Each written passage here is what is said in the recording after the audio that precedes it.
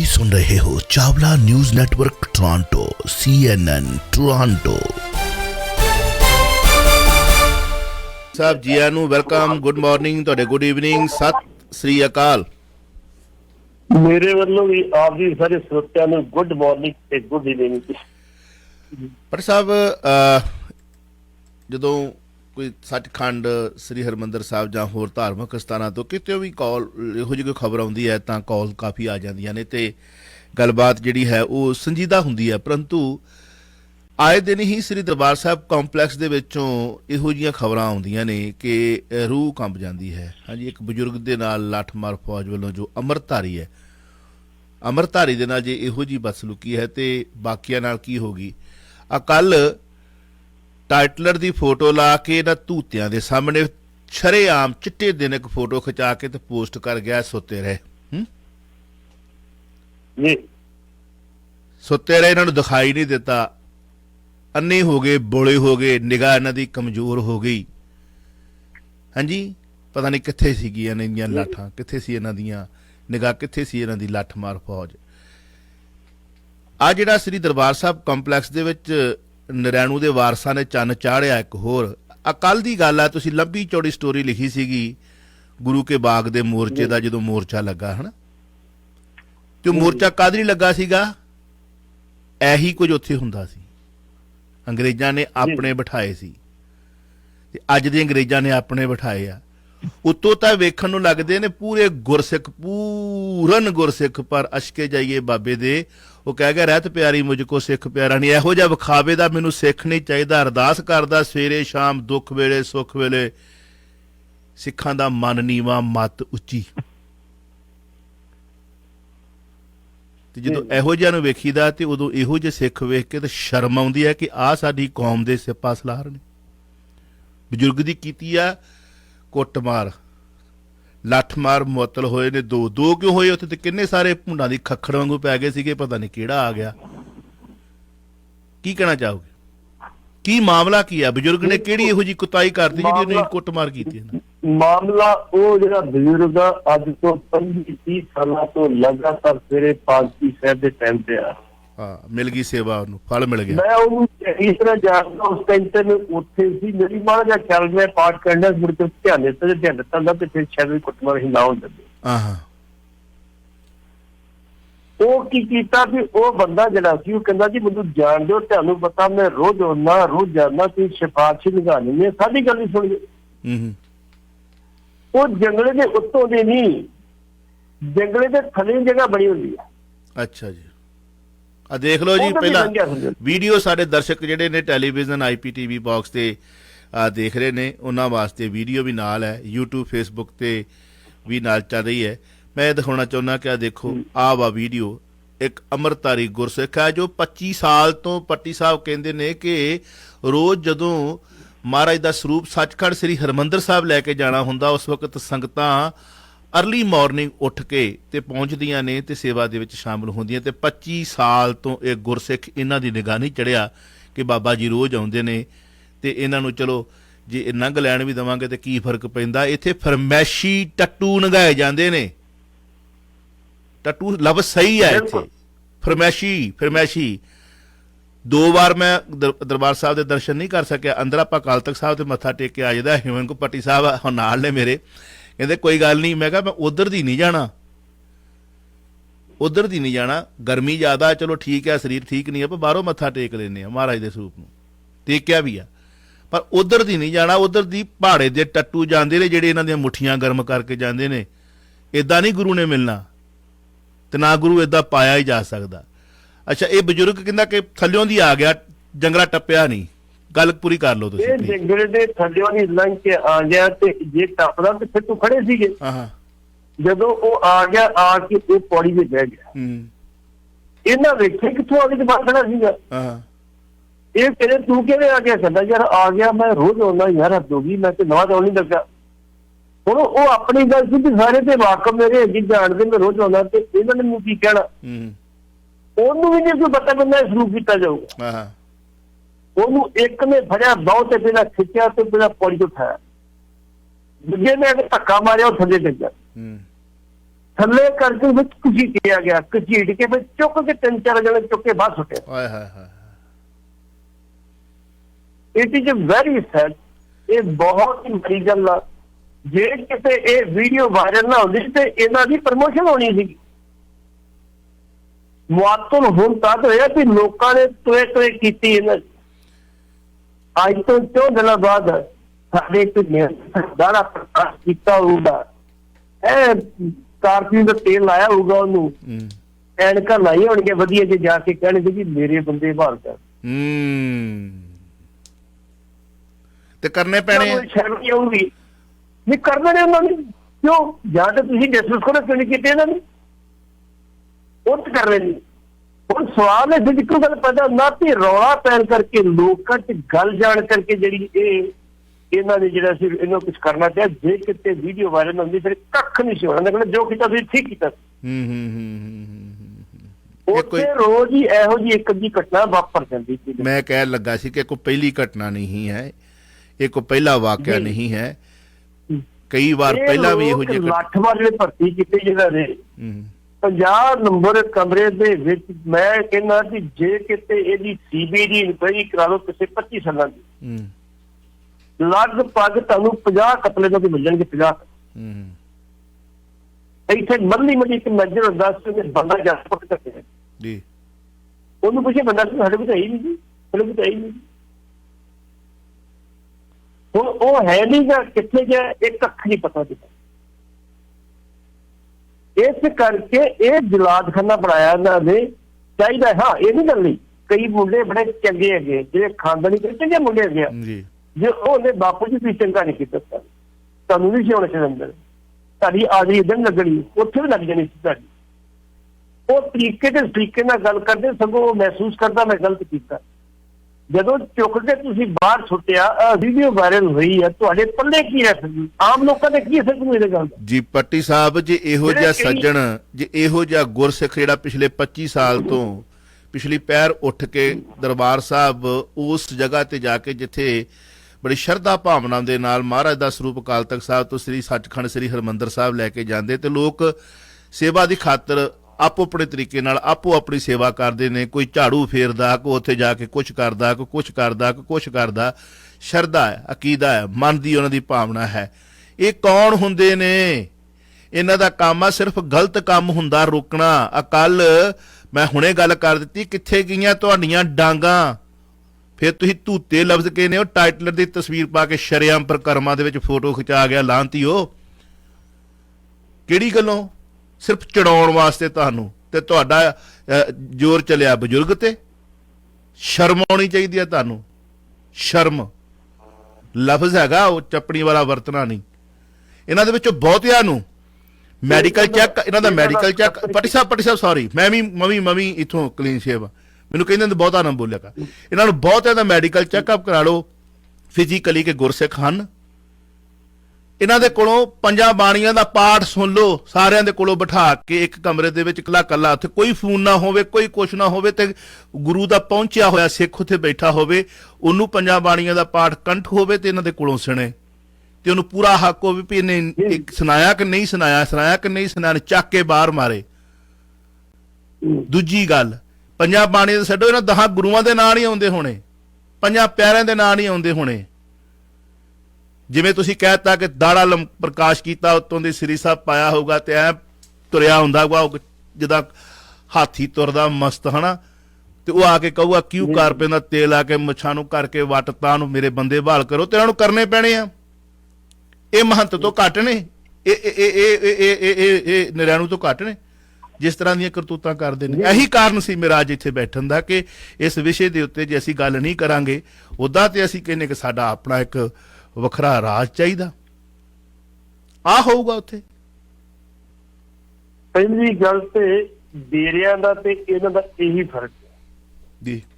ਤੁਸੀਂ ਡੇਰੇ ਜਾਓ, ਤੁਸੀਂ ਰੋਜ਼ ਜਾਣ ਵਾਲੇ ਹੋ, ਤੁਹਾਡਾ ਪੂਰਾ ਮਾਨ ਸਤਿਕਾਰ ਕਰਦੇ ਜੀ ਆਇਆਂ ਨੂੰ ਜੀ। ਇਹਨਾਂ ਦੇ ਕੰਮ ਜਿਹੜਾ ਰੋਜ਼ ਵਾਲਾ ਉਹ ਧੱਕੇ ਜ਼ਰੂਰ ਮਾਰਨੇ ਆ, ਤੇ ਬਾਕੀ ਕਿਸੇ ਕੋਲ ਰਾਤ 10-12 ਵਜੇ ਸ਼ਰਾਬ ਪੀਤੀ ਹੋਵੇ ਉਹਦੀ ਸਿਫਾਰਿਸ਼ ਜੋ ਨਿਕਲ ਆ ਜਾਵੇ ਕੋਈ ਗੱਲ ਤੇਰੀ ਵਾਸਤੇ ਜੀ। ਤੇ ਜੇ ਇਹੋ ਜਿਹਾ ਗੁਰਸਿੱਖ ਹੁਣ ਕੱਲ ਨੂੰ ਇਹੋ ਜਿਹਾ ਗੁਰਸਿੱਖ ਕੱਲ ਉਹ ਕੱਟ ਕਰ ਗਏ ਆ ਉੱਥੇ, ਤੁਸੀਂ ਕੱਲ ਸਾਡਾ ਸ਼੍ਰੋਮਣੀ ਗੁਰਦੁਆਰਾ ਪ੍ਰਬੰਧਕ ਕਮੇਟੀ ਦਾ ਪ੍ਰਧਾਨ ਵੀ ਰੋਂਦਾ ਸੀ ਮਗਰਮੱਛ ਦੇ ਅਥਰੂ, ਤੇ ਦਹੇਦਾਰ ਸਾਹਿਬ ਵੀ ਜਿਹੜੇ ਸੀਗੇ ਉਹ ਦਿਆ ਸੀ ਬਿਆਨਬਾਜ਼ੀ ਦੇਣ ਕਿ ਧਰਮ ਤਬਦੀਲ ਕਰਵਾਇਆ ਜਾ ਰਿਹਾ। ਤੇ ਧਰਮ ਤਬਦੀਲ ਤੇ ਹੋਣਾ ਹੀ ਆ ਜੇ ਤੁਸੀਂ ਇਦਾਂ ਦਤਕਾਰੋਗੇ, ਇਦਾਂ ਕੁੱਟੋਗੇ, ਮਾਰੋਗੇ। ਜਿਹੜਾ 25 ਸਾਲ ਤੋਂ ਇੱਕ ਬਜ਼ੁਰਗ ਸਵੇਰੇ ਉੱਠ ਕੇ ਆ ਕੇ ਗੁਰੂ ਘਰ ਦੇ ਚ ਹਾਜ਼ਰੀ ਭਰਦਾ ਤੇ ਤੁਸੀਂ ਉਹਨੂੰ ਚਪੇੜਾਂ ਜੜ ਦਿੰਦੇ ਹੋ, ਤੇ ਉਹ ਜਿੱਧਰ ਮਰਜ਼ੀ ਜਾਵੇ, ਫਿਰ ਜਿਹੜਾ ਮਰਜ਼ੀ ਧਰਮ ਜਿਹੜਾ ਵਾ ਉਹ ਅਪਣਾਵੇ, ਤੁਹਾਨੂੰ ਕੀ ਤਕਲੀਫ ਹੈ? ਹਨਾ। ਫਿਰ ਵੇਖੋ ਉਹਨਾਂ ਦਾ ਸਕੱਤਰ ਲਿਖਦਾ ਸੀਸੀਟੀਵੀ ਕੈਮਰੇ ਚ ਆਇਆ, ਸੀਸੀਟੀਵੀ ਕੈਮਰੇ ਚ ਹੁੰਦਾ ਤੁਸੀਂ ਕੋਈ ਕਾਰਵਾਈ ਨਹੀਂ ਲੱਭਣ ਨਹੀਂ ਦੇਣਾ ਤੁਸੀਂ। ਇੱਥੇ ਤੇ ਕਿਸੇ ਸਿਧਾਂਤ ਦੇ ਪਾਲਣ ਕਰਦੀ ਸੀਸੀਟੀਵੀ ਕੈਮਰੇ ਦੀ ਗੱਲ ਕਰਾਂਗਾ। ਫਿਰ ਵੇਖੋ ਜਿਸ ਪੌੜੀ ਤੇ ਬੈਠਾ ਹੋ, ਜਿਹੜੀ ਮਹਾਰਾਜਾ ਸਰੂਪ ਉਸ ਪੌੜੀ ਖੜੀ ਨਹੀਂ ਹੋਣਾ, ਮਹਾਰਾਜਾ ਸਰੂਪ ਦੂਸਰੀ ਪੌੜੀ ਖੜੀ ਹੋਣਾ। ਇੱਥੋਂ ਪਾਲਕੀ ਸਭ ਚੁੱਕ ਕੇ ਬਕਾਇਦਾ ਤੌਰ ਤੇ ਉਸ ਪਾਸੇ ਲੈ ਜਾਣੀ ਜਦੋਂ ਨਜ਼ਾਰਾ ਵੱਜਣਾ, ਤੇ ਜੇ ਬੈਠਾ ਤੇ ਬੈਠਾ ਰਹਿੰਦਾ ਤੁਹਾਨੂੰ ਕੀ ਕਹਿੰਦਾ? ਜੇ ਉਹ ਆ ਹੀ ਗਿਆ ਵਾ ਤੁਹਾਨੂੰ ਬਾਅਦ ਚ ਸੁਣਨਾ ਕੀ ਫਾਇਦਾ? ਉਹਦਾ ਉਹਨੂੰ ਸਮਝਾਓ ਬਾਪੂ ਜੀ ਗਲਤੀ ਕੀਤੀ, ਏਦਾਂ ਨਾ ਕਰਿਆ ਕੋਈ, हम दस दे तुम दस देंगे गल बन जाती। चलो इन्नी गल बड़ी सी महसूस करता चलो गलती चलो ਜਿਹੜਾ ਚੁੱਕ ਕੇ ਉਹਨੂੰ ਧੂਕ ਸਿੱਧ ਕਰਨੀ, ਧੱਕੇ ਮਾਰਨੇ, ਉਹਨੂੰ ਬੜਾ ਕੁਝ ਕਰਨਾ, ਇਹ ਬੰਦਿਆਂ ਦੀ ਗੱਲ ਕੋਈ ਨਹੀਂ ਜੀ। 90581320905813 ਇਹਨੂੰ ਕਹਿੰਦੇ ਆ ਚਿੱਟੀ ਸਿਉਂਕ ਲੱਗੀ ਆ ਕੌਮ ਨੂੰ, ਜਿਹੜੇ ਘੁਣ ਵਾਂਗੂ ਖਾ ਰਹੀ ਹੈ। ਲਖੀਮਪੁਰ ਵਿਖੇ ਕਿਸਾਨਾਂ ਦਾ 75 ਘੰਟਿਆਂ ਦਾ ਧਰਨਾ ਸ਼ੁਰੂ ਹੋਇਆ। ਗ੍ਰਹਿ ਰਾਜ ਮੰਤਰੀ ਨੂੰ ਬਰਖਾਸਤ ਕਰਨ ਦੀ ਮੰਗ ਕੀਤੀ ਗਈ। ਕੀ ਕਹਿਣਾ ਚਾਹੋ? ਇਹ ਬਕਾਇਦਾ ਤੌਰ ਤੇ ਜਿਹੜੇ ਸੰਯੁਕਤ ਕਿਸਾਨ ਮੋਰਚੇ ਦੀਆਂ ਕੁਝ ਜਥੇਬੰਦੀਆਂ ਸਾਰੀਆਂ ਨਹੀਂ, ਕੁਝ ਜਥੇਬੰਦੀਆਂ ਇਹਨਾਂ ਨੇ ਪਹਿਲਾਂ ਕਾਲ ਦਿੱਤੀ ਸੀ ਕਿ ਇਹ ਅੰਮ੍ਰਿਤ ਮਾਹ ਮੁਸਤਮ ਆ ਰਹੇ ਨੇ 75 ਸਾਲ ਤੇ ਅਸੀਂ ਇਸੇ 75 ਘੰਟੇ ਦਾ ਧਰਨਾ ਲਾਵਾਂਗੇ ਆਪਣੀ ਮੰਗਾਂ ਨੂੰ ਲੈ ਕੇ। ਉਹਦੇ ਵਿੱਚ ਪਹਿਲੀ ਮੰਗ ਇਹਨਾਂ ਦੀ ਇਹ ਆ ਕਿ ਅਜੇ ਮਿਸ਼ਰਾ ਟੈਣੀ ਜਿਹੜਾ ਕੇਂਦਰੀ ਗ੍ਰਹਿ ਰਾਜ ਮੰਤਰੀ ਆ, ਉਹਦੇ ਖਿਲਾਫ ਅਜੇ ਤੱਕ ਕੋਈ ਕਾਰਵਾਈ ਨਹੀਂ ਕੀਤੀ। 120 ਚਾਹੁੰਦਾ ਉਹਦੇ ਖਿਲਾਫ ਕਾਰਵਾਈ ਕੀਤੀ ਜਾਵੇ ਜੀ। ਅਨਾਜ ਮੰਡੀ ਪੂਰੀ ਭਰੀ ਪਈ ਉੱਥੇ ਕਿਸਾਨਾਂ ਨਾਲ, ਫੁੱਲ ਬੜਾ ਫੁੱਲ ਭਰੀ ਪਈ। ਉੱਥੇ ਦਾਲਾਂ ਬਣ ਰਹੀਆਂ, ਸਬਜ਼ੀਆਂ ਬਣ ਰਹੀਆਂ, ਲੰਗਰ ਪੱਕ ਰਹੇ, ਬੀਬੀਆਂ ਲੱਗੀਆਂ ਤਕੜੀਆਂ ਉੱਥੇ ਲੰਗਰ ਪਾਉਣ ਵਾਸਤੇ। ਲੇਕਿਨ ਸਰਕਾਰ ਨੂੰ ਪਤਾ ਵਾ, ਸਰਕਾਰ ਨੇ ਨਾ ਕੋਈ ਪਾਣੀ ਦਾ ਪ੍ਰਬੰਧ ਕੀਤਾ ਤੇ ਨਾ ਕੋਈ ਲੈਟਰਨ ਦਾ ਪ੍ਰਬੰਧ ਕੀਤਾ, ਜਿਹਦੇ ਕਰਕੇ ਬਕਾਇਦਾ ਤੌਰ ਤੇ ਉੱਥੇ ਰਕੇਸ਼ ਟਕੈਤ ਨੂੰ ਸਟੇਜ ਤੋਂ ਕਹਿਣਾ ਪਿਆ ਕਿ ਤੁਹਾਨੂੰ ਸਾਰੀ ਜਾਣਕਾਰੀ ਹੋਣ ਦੇ ਬਾਵਜੂਦ ਤੁਹਾਡੀ ਡਿਊਟੀ ਬਣਦੀ ਪ੍ਰਬੰਧ ਕਰਨੀ, ਤੁਸੀਂ ਪ੍ਰਬੰਧ ਨਹੀਂ ਕੀਤੇ ਜਾਂ ਤੇ ਪ੍ਰਬੰਧ ਕਰਦੇ ਸਾਨੂੰ ਘੰਟੇ ਦੇ ਅੰਦਰ ਅੰਦਰ।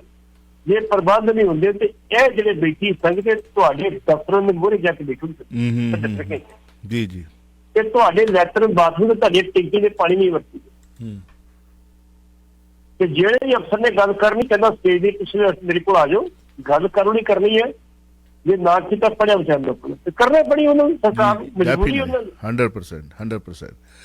ਮੇਰੇ ਨਾਲ ਹੁਣ ਇਹਨਾਂ ਮੇਰਾ ਕੀ ਹੈ ਕਿ ਟੈਣੀ ਦਾ ਜੀ ਜੀ ਇੱਕ ਦੂਸਰਾ ਜਿਹੜਾ ਤੁਸੀਂ ਬਿਜਲੀ ਬਿੱਲ ਦੀ ਗੱਲ ਕਰਦੇ ਹੋ, ਭਾਈ ਤੁਹਾਨੂੰ ਕਮਿਟਮੈਂਟ ਦੀ ਬਿਜਲੀ ਬਿੱਲ ਨਹੀਂ ਲੈ ਕੇ ਆਵਾਂ, ਤੁਸੀਂ ਲਿਆਂਦਾ। ਅਗਲਾ ਇਹਨਾਂ ਦਾ ਸੀ ਵੀ ਕਿਸਾਨਾਂ ਦੇ ਖਿਲਾਫ ਜਿਹੜੇ ਕੇਸ ਦਰਜ ਕੀਤੇ ਉਹ ਵਾਪਸ ਲੈ। ਜਿਹੜੇ ਕਿਸਾਨ ਲਖੀਮਪੁਰ ਵਿੱਚ 3 ਅਕਤੂਬਰ ਨੂੰ ਬਕਾਇਦਾ ਤੌਰ ਤੇ ਇਹ ਘਟਨਾ ਵਾਪਰੀ ਹੈ, ਜਿਸ ਤਰੀਕੇ ਨਾਲ ਦਰੜਿਆ ਗਿਆ ਉਹਨਾਂ ਨੂੰ ਗੱਡੀਆਂ ਥੱਲੇ, ਉਹਦੇ ਵਿੱਚ ਕਿਸਾਨਾਂ ਦਾ ਕੀ ਕਸੂਰ ਹੈ ਜੀ? ਤੁਸੀਂ ਪਰ ਕੰਦਰ ਦੇ ਦਿੱਤੇ, ਤੁਸੀਂ ਕਹਿੰਦਾ 3 ਵਜੇ ਸਾਡੇ ਮਾਤੇ ਬਾਰੇ ਤੁਹਾਡੇ ਆਪਣੇ ਗੱਡੀ ਚ ਨਹੀਂ ਹੋਣ, ਉਹਨਾਂ ਦੇਖੇ ਨਹੀਂ ਕੋਣ ਅੱਗੇ ਹੈਗਾ। ਉਹ ਪਰਚੇ ਰੱਦ ਕਰਨ ਵਾਸਤੇ ਕਿਹਾ। ਇੱਕ ਨੇ ਤੇ ਸਟੇਜ ਤੇ ਖਲੋ ਕੇ ਤਾਂ ਗੱਲ ਕਹਿ ਦਿੱਤੀ 3 ਅਕਤੂਬਰ 2021 ਵੀ ਜਿਹੜਾ ਨਾ ਇਹ ਇਤਿਹਾਸ ਦੇ ਪੰਨਿਆਂ ਦੇ ਉੱਤੇ ਜਲਿਆਂਵਾਲੇ ਬਾਗ ਨੂੰ ਲਿਖਿਆ ਜਾਊ। ਇਹ ਮਤ ਸੋਚੇ ਟੈਣੀ ਕਿ ਨਹੀਂ ਹੈਗੇ, ਊਧਮ ਸਿੰਘ ਅੱਜ ਵੀ ਹੈਗੇ ਜੀ। ਉਹਨੇ ਜਾ ਕੇ 40 ਸਾਲ ਬਾਅਦ ਜਾ ਕੇ ਬਦਲ ਲੈਂਦਿਆ ਸੀ, 20 ਸਾਲ ਬਾਅਦ ਜਾ ਕੇ ਬਦਲ ਲੈਂਦਿਆ ਸੀ। ਇਹ ਵੀ ਦੱਸ ਇੱਥੋਂ ਤੱਕ ਕਹਿਤੀ ਦੀ ਗੱਲ। ਲੇਕਿਨ ਚਲੋ ਨਹੀਂ ਸੀ ਗੱਲ ਬਣਦੀ, ਕਹਿਤੀ ਅਗਲਾ ਬਾਅਦ ਜਾ ਕੇ ਕਹਿ ਦਿੰਦੇ, ਕਹਿਤਾ ਉਹਨਾਂ ਨੇ। ਇਸ ਕਰਕੇ ਇਹਨਾਂ ਦੀਆਂ ਮੰਗਾਂ ਜਿਹੜੀਆਂ ਸੀ ਉੱਥੇ ਮੇਰਾ ਪੱਤਰਕਾਰ ਵੀ ਆਏ, ਉੱਥੇ ਦੇ ਕੇਸ ਤੇ ਕੈਟ ਵੀ ਸੀਗਾ, ਉੱਥੇ ਡਾਕਟਰ ਦਰਸ਼ਨਪਾਲ ਵੀ ਸੀਗਾ, ਉੱਥੇ ਡਾਕਟਰ ਸੁਨੀਲ ਵੀ ਸੀ, ਹੋਰ ਵੱਖ-ਵੱਖ ਸਟੇਟਾਂ ਤੋਂ ਜਿਹੜੇ ਲੀਡਰ ਉੱਥੇ ਆਏ ਸੀਗੇ। ਵੱਡੀ ਗਿਣਤੀ ਦੇ ਕਿਸਾਨਾਂ ਸੀ, ਮੱਧ ਪ੍ਰਦੇਸ਼ ਦੀਆਂ 52 ਜਥੇਬੰਦੀਆਂ, ਉਹਨਾਂ ਵਿੱਚ ਬੜੇ ਵੱਡੇ ਆਗੂ ਆਏ ਸੀ ਜੀ ਜੀ ਕਿ ਅਸੀਂ ਇੱਥੇ ਨਾਲ ਤੁਹਾਡੇ ਜੀ ਜਿੱਦਾਂ ਕਰੋਗੇ, ਤੁਹਾਡਾ ਹੁਕਮ ਮੱਥੇ ਜੋ ਹੁਕਮ ਦਾ ਸੰਧੀ ਤੋਂ ਮੱਥਾ ਦੇਓਗੇ ਅਸੀਂ ਕਰਾਂਗੇ ਜੀ। ਦੋਸਤੋ ਸਾਡੇ ਸਰਕਾਰ ਦੀ ਭਾਰੀ ਬਣੀ ਆ ਕਿ ਇਹ ਹੁਣ ਜਿਹੜਾ 75 ਘੰਟੇ ਦੇ ਸੁੱਖੀ ਸਾਂਝੀ ਨਿਬੜ ਜਾਏ, ਚੰਗੀ ਗੱਲ ਹੈ। ਸਾਡੇ ਕੋਲ 5-6-7 ਮਿੰਟ ਨੇ, ਅਸੀਂ 2 ਕੁਐਸਚਨ ਵੀ ਸਾਂਝੇ ਕਰਨੇ ਨੇ ਤੇ ਕਾਲ ਵੀ ਸਾਡੇ ਨਾਲ ਆਈ ਹੈ, ਦੇਖਦੇ ਹਾਂ ਕਿ ਕਾਲ ਕੀ ਕਹਿਣਾ ਚਾਹੁੰਦੀ। ਵੈਲਕਮ ਜੀ। ਸਤਿ ਸ਼੍ਰੀ ਅਕਾਲ ਚਾਲੋ ਸਾਹਿਬ। ਸਤਿ ਸ਼੍ਰੀ ਅਕਾਲ ਜੀ। ਸਤਿ ਸ਼੍ਰੀ ਅਕਾਲ। ਸਤਿ ਸ਼੍ਰੀ ਅਕਾਲ।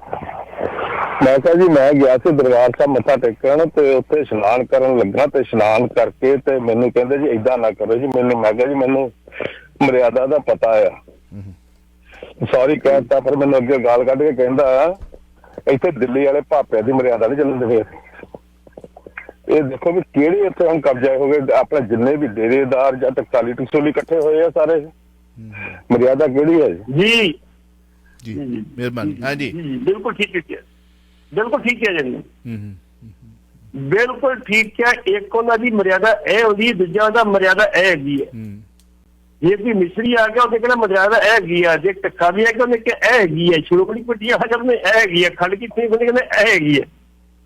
ਵੱਖੋ ਖੇਤਰੀ ਮਰਿਆਦਾ ਹੈਗੀ ਹੈ, ਸ਼ਰਧਾਲੂ ਕੀ ਕਰਨ ਜਾਏ। ਇਹ ਗੱਲ ਵੀਰ ਜੀ ਦੀ ਬਿਲਕੁਲ ਠੀਕ ਹੈ, ਮੈਨੂੰ ਸਹਿਮਤ ਨਾਲ ਵੀ ਉੱਥੇ ਕਈ ਪ੍ਰਕਾਰ ਦੀਆਂ ਵਾਪਰਦੀਆਂ। ਸੁਰਿੰਦਰ ਸਿੰਘ ਟਾਕਿੰਗ ਪੰਜਾਬ ਵਾਲੇ ਨੇ ਨਾ ਪਚਰੀਸਾ ਰਾਜ ਸਟੋਰੀ ਲਿਖੀ ਹੈ, ਬੜੀ ਲੰਬੀ ਚੌੜੀ, ਸ਼ਾਇਦ ਤੁਸੀਂ ਪੜ੍ਹੀ ਹੋਊਗੀ। ਜੀ ਜੀ ਪਚਰੀਸਾ ਰਾਜ, ਮੈਂ ਉਹਨਾਂ ਨੂੰ ਰਿਕੁਐਸਟ ਕੀਤੀ ਸੀ ਕਾਫੀ ਸਾਲ ਪਹਿਲਾਂ, ਮੈਨੂੰ ਭੇਜੀ ਸੀ, ਉਦੋਂ ਮੇਰੇ ਕੋਲ ਸਮਾਂ ਥੋੜਾ ਹੁੰਦਾ ਸੀ।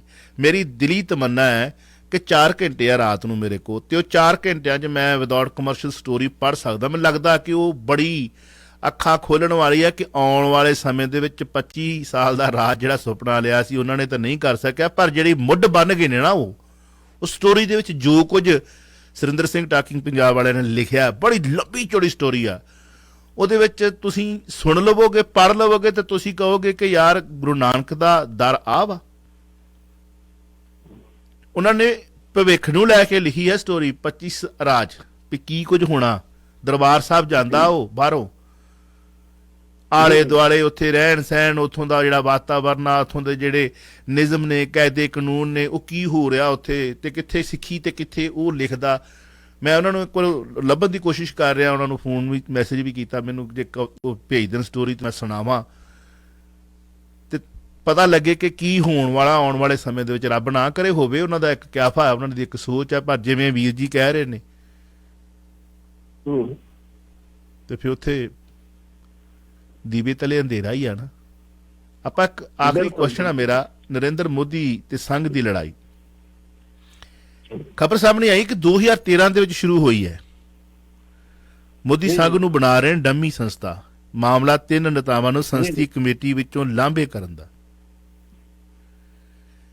ਬਿਲਕੁਲ ਹੈ ਤੇ ਲੰਬੀ ਚੌੜੀ ਗੱਲਬਾਤ, ਪਰੰਤੂ ਮੈਂ ਚਾਹਾਂਗਾ ਕਿ ਇਹਦਾ ਸ਼ਾਰਟ ਮਿਡਲ ਹੈ, ਨਵੀਂ ਚੌੜੀ ਕਹਾਣੀ ਹੈ ਲੇਕਿਨ ਸ਼ਾਰਟ ਮਿਡਲ। ਜੀ ਜੀ 2013 ਵਿੱਚ ਸੰਘ ਜਿਹੜੀ ਪੰਚਾਇਤ ਸੰਮਤੀ ਸੀ ਉਹਦਾ ਮੁਖੀ ਬਣਾਇਆ ਸੀ ਨਰਿੰਦਰ ਮੋਦੀ, ਤੇ ਨਰਿੰਦਰ ਮੋਦੀ ਨੇ ਕਿਹਾ ਕਿ ਜਿਹੜਾ ਇੱਥੇ ਤੁਸੀਂ ਸੰਜੇ ਜੋਸ਼ੀ ਰੱਖਿਆ ਤਾਂ ਪਹਿਲਾਂ ਉਹਨੂੰ ਕੱਢੋ, ਮੈਂ ਫੇਰ ਆਊਂ। ਇਹ ਮੁੱਖ ਮੰਤਰੀ ਛੱਡੋ ਗੁਜਰਾਤ, ਇਹਦੀ ਚੰਗੀ ਭਲ ਸੀਗੀ। ਉਦੋਂ ਵੀ ਇਹਨੇ ਸੰਘ ਦੇ ਜਿਹੜੇ ਅਧਿਕਾਰੀ ਸੀ, ਜਿਹੜੇ ਉੱਥੇ ਕੰਮ ਕਰਨ ਵਾਲੇ ਸੀ, ਉਹਨਾਂ ਦੇ ਸਵਾਰਾਂ ਨੂੰ ਚੰਗੀਆਂ ਪੋਸਟਾਂ ਦੇ ਕੇ ਸਾਰਿਆਂ ਨੂੰ ਸ਼ਰਤ ਕੀਤਾ ਸੀ ਕਿ ਬੋਲਦਾ ਨਹੀਂ। ਸੰਘ ਦੀ ਮਜਬੂਰੀ ਬਣ ਗਈ, ਮੋਦੀ ਨੇ ਕਿਹਾ ਮੈਂ ਫੇਰੋਂ ਨਹੀਂ, ਮੈਂ ਨਹੀਂ ਹੋਣਾ। ਸੰਜੇ ਜੋਸ਼ੀ ਨੂੰ ਸੰਘ ਨੂੰ ਉੱਥੋਂ ਬਾਹਰ ਕੱਢਣਾ। ਫਿਰ ਜੋਸ਼ੀ ਦਾ ਮੋਦੀ ਸਾਹਿਬ ਉੱਥੇ ਗਿਆ ਤੇ ਆਪਣੀ ਗੱਲ ਕੀਤੀ ਕਿ ਮੈਂ ਕੀ ਚਾਹੁੰਦਾ, ਮੈਂ ਕਿਵੇਂ ਚੱਲੂਗਾ, ਮੇਰੇ ਚ ਕੋਈ ਕੰਮ ਇੰਟਰਫੀਅਰ ਨਾ। 2014 ਚ ਪ੍ਰਧਾਨ ਮੰਤਰੀ ਬਣ ਜਾਂਦੇ। ਪ੍ਰਧਾਨ ਮੰਤਰੀ ਤੋਂ ਬਾਅਦ ਇੰਨੇ ਕਿ ਮਜ਼ਬੂਤ ਹੁੰਦੇ ਆ ਕਿ 2019 ਚ 303 ਸੀਟਾਂ ਲੈ ਕੇ ਕਹਿੰਦੇ ਲਓ ਜੀ ਖੜਾ ਜਮੋ ਕੀ ਕਰੋ। ਫਿਰ ਇਹਨਾਂ ਦੇ 2-3 ਬੰਦੇ ਉੱਥੋਂ ਹੋਰ ਕਢਾਏ। ਅੱਜ ਵੀ ਇਹਦਾ ਗੜਕਰੀ ਆ, ਉਹ ਜਿਹੜਾ ਬਕਾਇਦਾ ਤੌਰ ਤੇ ਸਾਡੀ ਹੈਗੀ ਆ RSS ਖਾਸਮ ਖਾਸ ਆ, ਖਾਸਮ ਉਹਨੂੰ ਬਾਹਰ ਕੱਢਣਾ ਜਿਹੜਾ ਕਈ ਪ੍ਰਕਾਰ ਦੇ ਇਹਨਾਂ ਵਾਸਤੇ ਜਿਹੜੇ ਆ ਉਹ ਮੁਸ਼ਕਲਾਂ ਪੈਦਾ ਕਰ ਪੋਸੀਬਿਲਿਟੀ ਆ ਕਿ ਆਉਣ ਵਾਲੇ ਇਲੈਕਸ਼ਨ ਇਹ ਲੋਕ ਬਿਲਕੁਲ ਸਾਇਲੈਂਟ ਹੋ ਜਾਣ।